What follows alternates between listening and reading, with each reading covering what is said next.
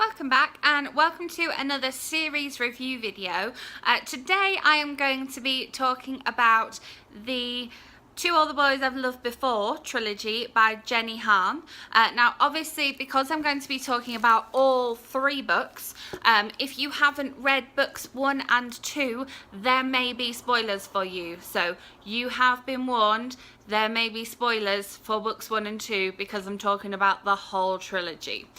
The trilogy encompasses To All the Boys I've Loved Before, P.S. I Still Love You, which looks like this, and Always and Forever Lara Dream, which looks like this. I got all of these books from the library. I'd been wanting to read this series for a while, but I couldn't get them easily back in the UK. I didn't want to have to fork out a lot of money for the hardbacks, and I couldn't get them in my library.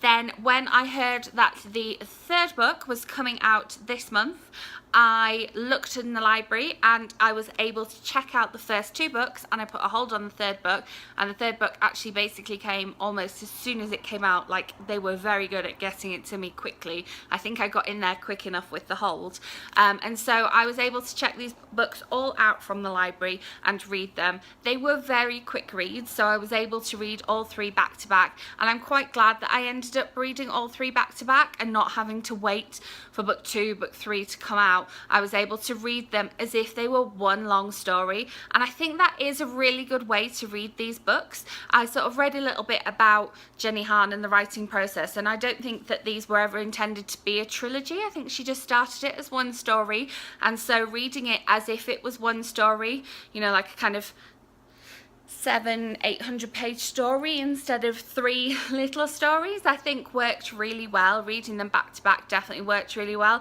and for someone that I've heard a lot about these books and about these characters, it was nice to be able to take the character of Lara Jean and follow her throughout the books. I think I got a better idea of her character and those boys that she loved before. I got a better idea of that because I had read the trilogy back to back, and I'd read all the way through the trilogy.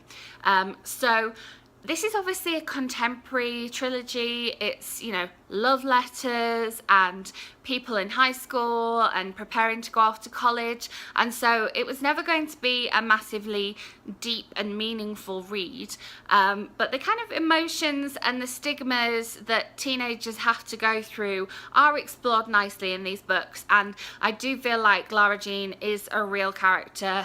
The boys are real characters and her sisters are real characters.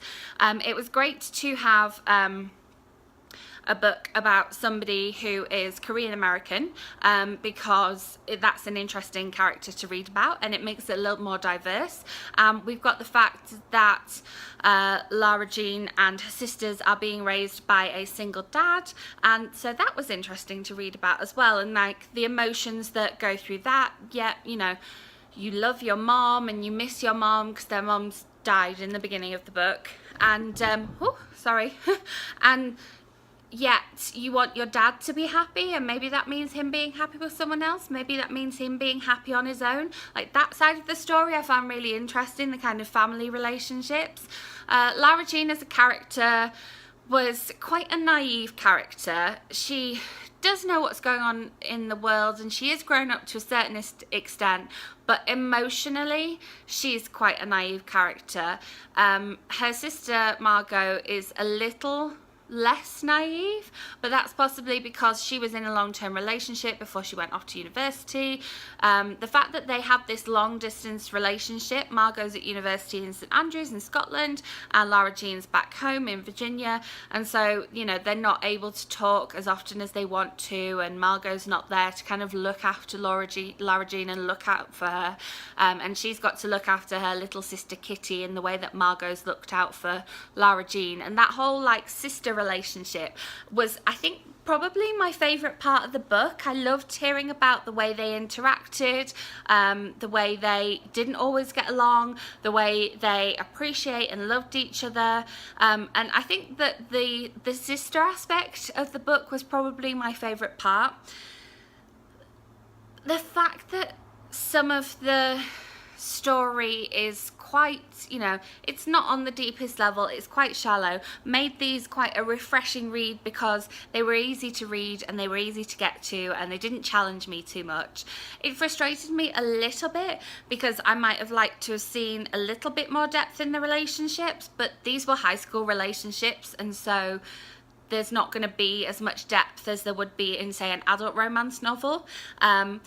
Like I say, it frustrated me a little bit, but I enjoyed them because they were easy to read. I liked the setting. I liked the fact that we had Margot in Scotland, and that was quite interesting. And I liked the fact that they did, you know, travel to other places, and they talked about, New York City as this kind of dream city, and they went off on a trip there. The kind of relationships and the way the relationships worked and who Lara Jean ended up with and who she kind of ended up in relationships with, and whether she, you know, who she wanted to be in relationships with. I thought that was interesting too, and I thought it was well written, the fact that we have this whole saga going across the 3 books. I like the fact that it kind of took that extra length. I think if it had been in one book, we wouldn't have had the detail and the kind of sort of on again, off again nature of the relationship.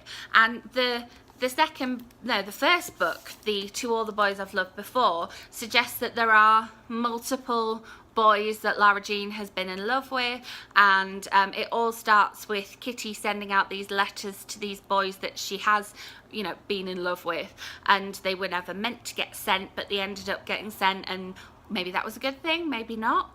Overall, I really enjoyed reading this. I'm glad that I finally got to read the series. It was nice to have a nice easy read like this. If you are looking for something more substantial, then these aren't the books for you. There were some really romantic moments in there. There were some very real moments in there. And it makes me glad that I'm not a teenager anymore. That's quite nice.